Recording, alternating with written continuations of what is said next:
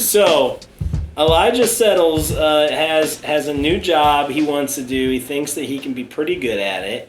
The question is, though, is it going to be a side hustle? Is it going to be something he should quit his job for, an ambition?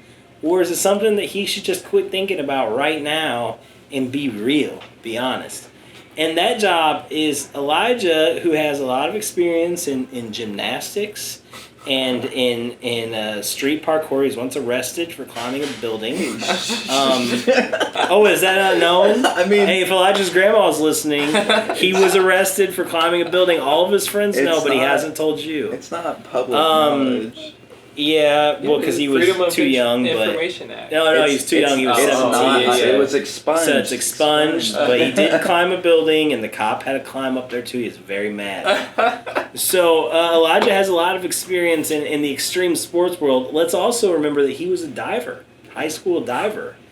SHS. Yeah, SHS, man, for life. So high school. Elijah's new side hustle, ambition, or quit situation is that he has recently taken up skateboarding. And he skateboards in the middle of the night because he's embarrassed, because he's afraid of what people are going to think. Hang on. So he takes... now, come on, this is our podcast. You're just the producer.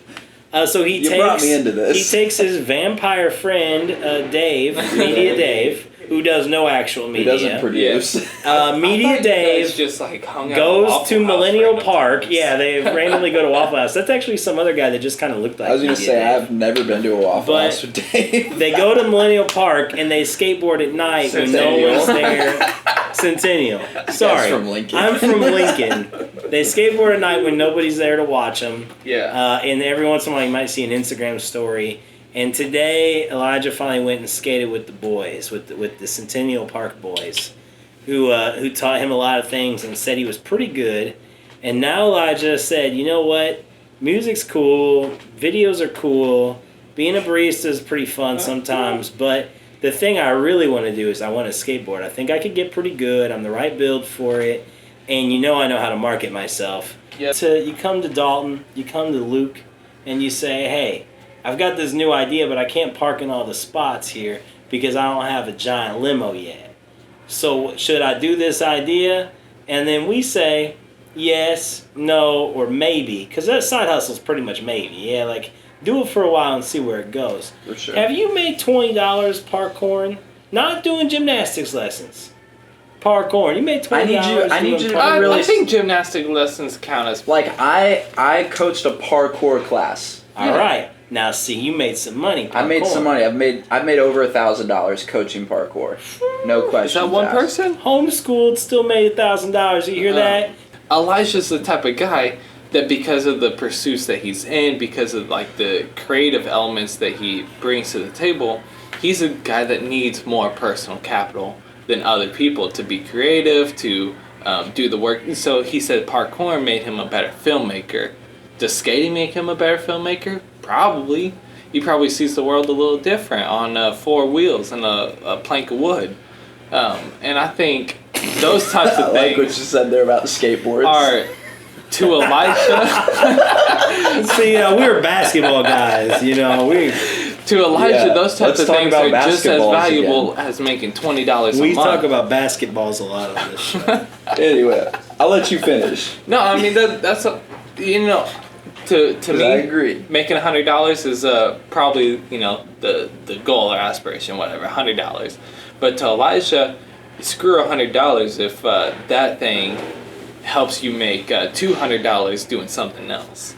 I think that anytime we really like something, we also want to find a way to make money out of that thing that we like. And so anytime we have an idea, we think, ooh, I can monetize this idea. I could get this much money. But then it really comes into a return of an investment sort of situation, like the amount of time and the amount of energy you're going to have to put into it to make this much money. Could you put that time and energy into something else and be much more successful? And in most cases, personally, I'd say yes. Yeah, and matter of fact, I have a super crush on things that take a lot of time and don't make me any money, and that's probably a weakness I have. Yeah. And I think that Elijah, my vote on this is at most side hustle. that he could find a way to make $20 or $100 or $1,000 off skateboarding if we gave him that challenge, because then he would feel challenged and he would do it. I agree. But I think that if it's just a great form of exercise, that he maybe shouldn't waste any time trying to get sponsors or making videos, and he should just enjoy skateboarding as just a personal way to unwind. I feel like because like filmmaking being the number one hustle, if not like that, I don't even know if you want to call it a side hustle, because at this point I'm committed to making that like the number one thing. Yeah, that's your Yeah, I ambition. mean, that's, You know what I that's mean? my That's first my thought ambition. of Elijah the filmmaker. So yeah, like that's the thing I want to do, and like I got into doing that for money because of music, which was originally the number one thing that I wanted to do, that became the catalyst for like that filmmaking thing. I feel like when I become interested in something, I always try to find a way to see if I can make that whole world exist at once. So like when I became a barista, I started taking photos of those things. I would make videos. When I was doing parkour, I was making videos of me and my friends flipping. That might not have made its money in itself, but like having the knowledge and the actual experience of that thing let me do it. The moment I wanted to, film something for like a car or something like that, the more knowledge I made there, the more opportunities I had money to make in that field. Skateboarding, I feel like I could easily, if I was skating more and meeting skaters, those people would want to hire me as a filmmaker that gets skating, that understands skating.